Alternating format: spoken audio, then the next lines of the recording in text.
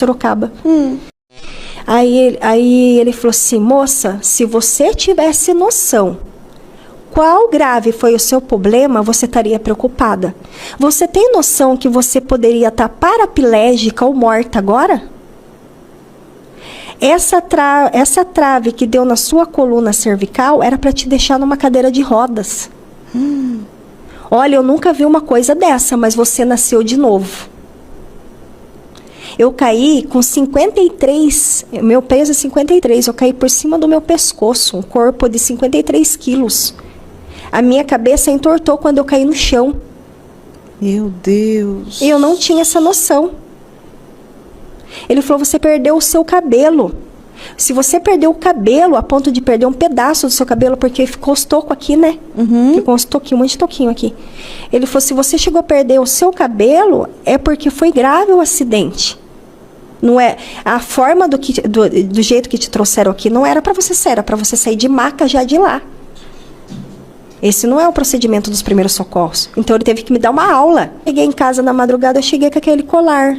Aí quando eu tô chegando com aquele colar, eu tô acendendo as luzes assim do corredor, da garagem, eu falo assim para meus pais, não se assuste. Aí quando eu acendi a luz assim, minha mãe acordou e viu. Ela olhou pro meu pai e falou assim, lembra bem daquela pedra? Do peixe? Olha aí o sinal. Deus falou com ela na hora. Aí eu falei, sério, mãe, a senhora estava orando por mim? Ela falou, estava orando por você. Então, passou-se ali 2 semanas do que havia acontecido comigo. Fui trabalhar, peguei o atestado médico, né?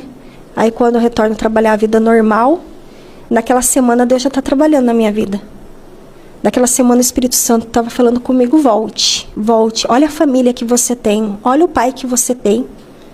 Começa a amar eles de verdade. Joga essa mágoa que você sente para fora, esquece de tudo. Reconstrua a sua vida. Você tem um filho que precisa de você.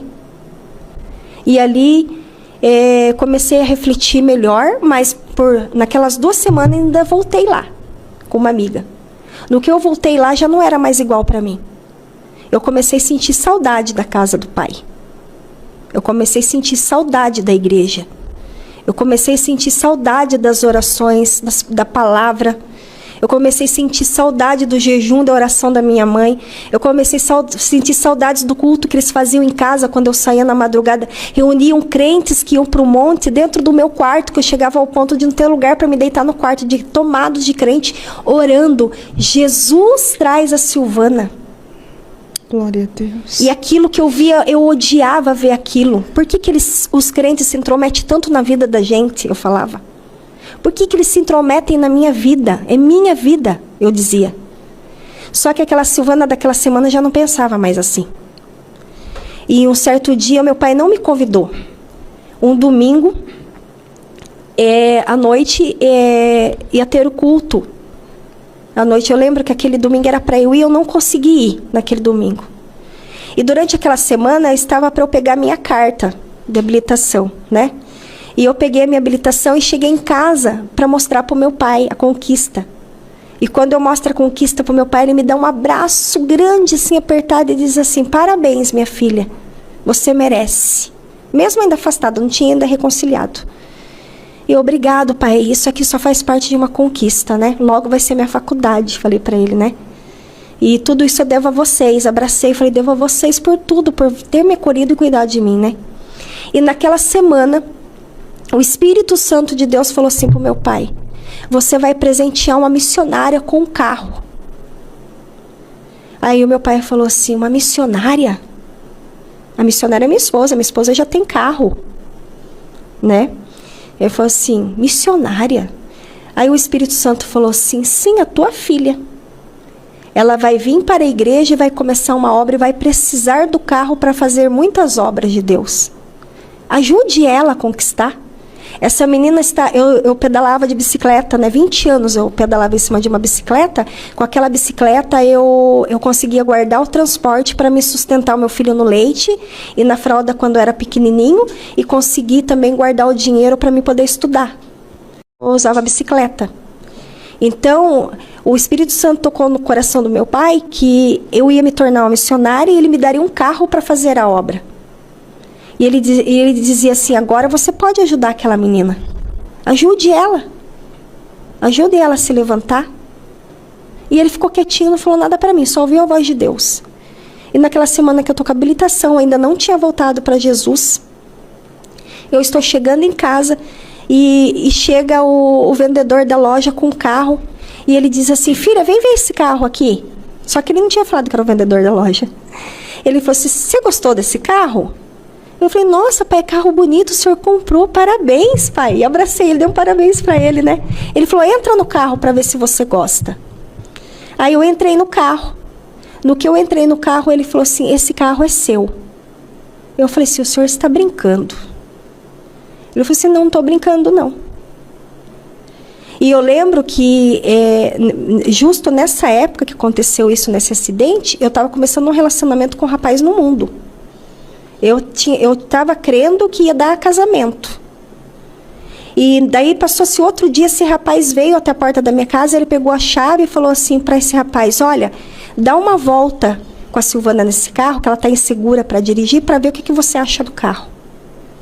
E ele deu uma volta comigo, quando chegou na porta de casa, ele falou assim para mim, olha, vou falar uma coisa para você, eu não sou crente, mas se um dia eu for ser crente, eu vou ser crente da igreja do teu pai.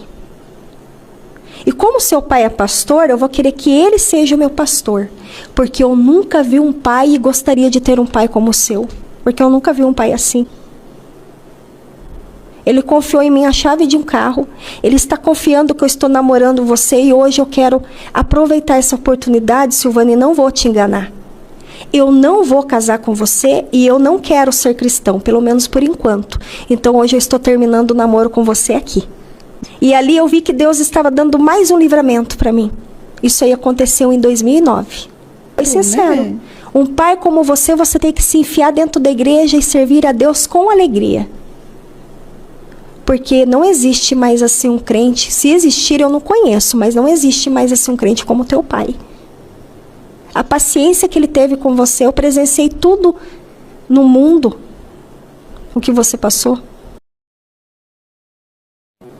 Então, aquele moço de balada que eu estava ali dançando, que eu falei para você que foi comigo até lá, Satanás estava preparando uma armadilha para mim. Ele ia me enrolar, namorar e não ia haver casamento nenhum e ia me impedir de voltar para a igreja.